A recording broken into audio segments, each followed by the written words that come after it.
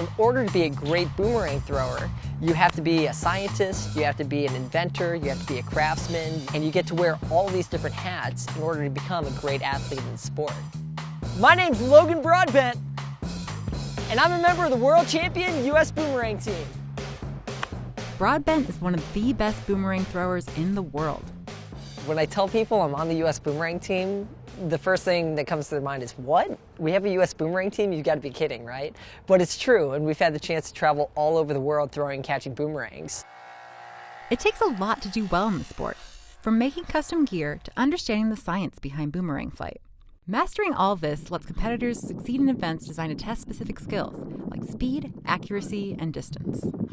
There's even one event that judges how long the boomerang stays in the air, and another called trick catch and doubling, where you actually throw two boomerangs at once, and you have to catch them behind the back, under the legs, with your feet, do all sorts of different catches to earn points. So I've actually been throwing boomerangs since before I could walk, and it's because my dad was involved in the sport for years and years before me.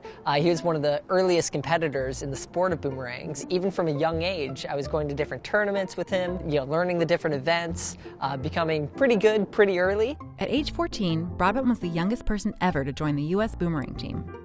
Since then, they've picked up 3 world championship titles, and Broadbent currently ranks second in the world as an individual. He also holds the U.S. record for distance. 177 yards all the way out, with the full return 177 yards back.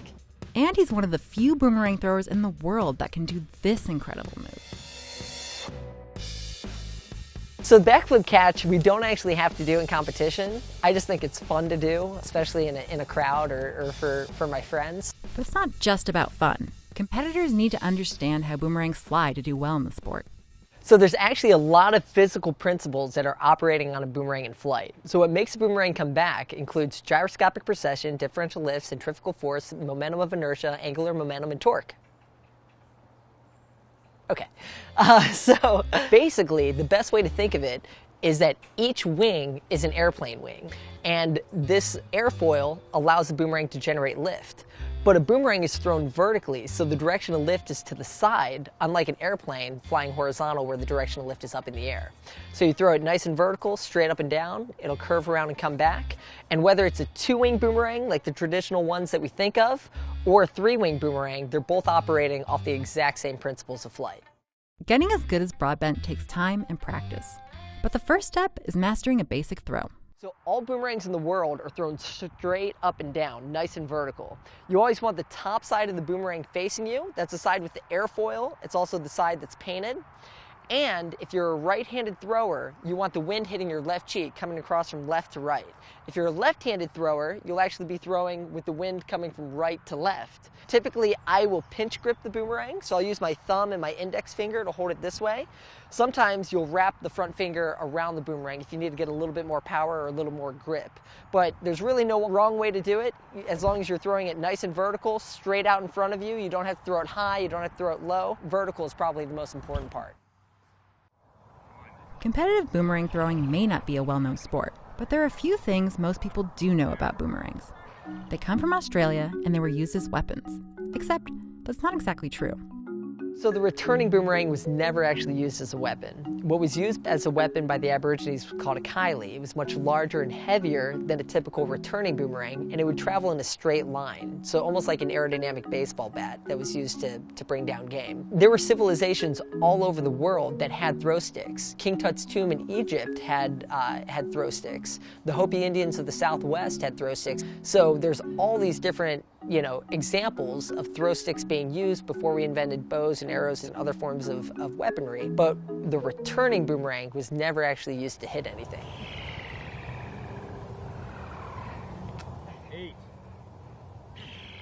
So you may think, what's so difficult about boomerangs, right? I mean, you're just throwing and catching in the same place. Well, it actually involves a lot of athleticism to be able to throw and catch a boomerang consistently and in the different ways that we have to do it in competition. Especially considering how fast the boomerangs fly.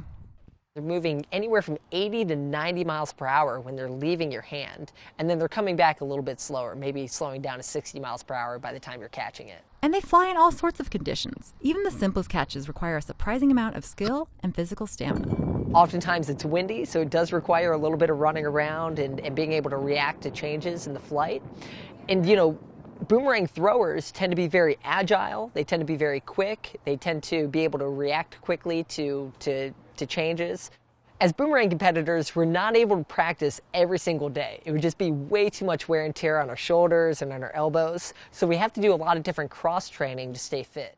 Which gives Broadbent an advantage. I'm actually an endurance athlete by trade. I do marathons, I do triathlons. I also am big in the obstacle course racing scene, which is another fast-growing sport. But all of those things help contribute to making me a much better boomerang competitor.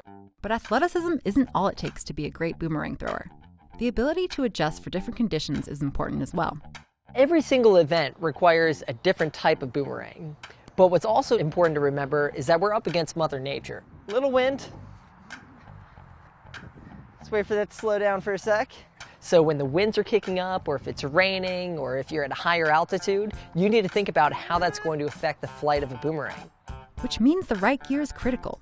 So critical, in fact, that competitive boomerang throwers don't actually buy their gear off the shelf. So what's unique about our sport is that we actually make the equipment that we use in competition.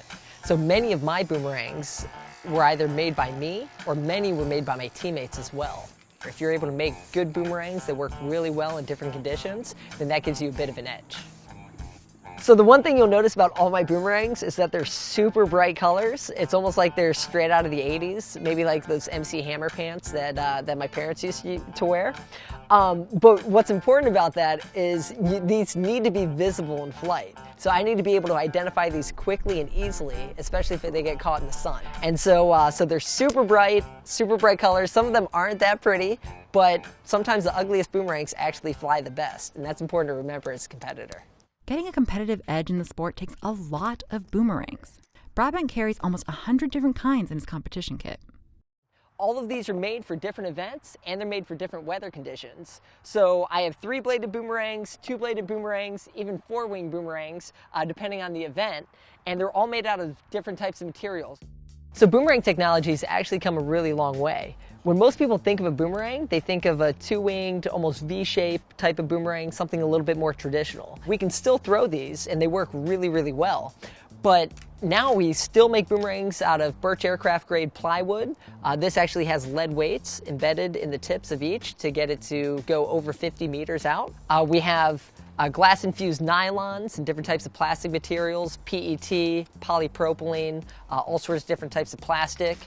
We use phenolic materials. These are doublers for trick catch. We'll have sheet carbon fiber, which is a very rigid material, but still very lightweight. So that makes for a really nice boomerang. And we even make composite maximum time aloft boomerangs. So these are made out of micro balloons and epoxy covered in carbon and Kevlar fibers. So they're really ultra light, but still very rigid, and they're made to stay in the air as long as possible.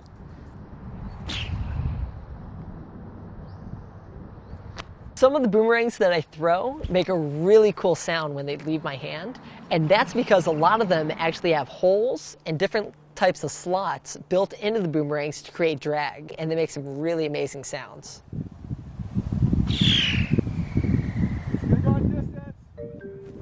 Understanding the physics behind boomerang flight is key in competition.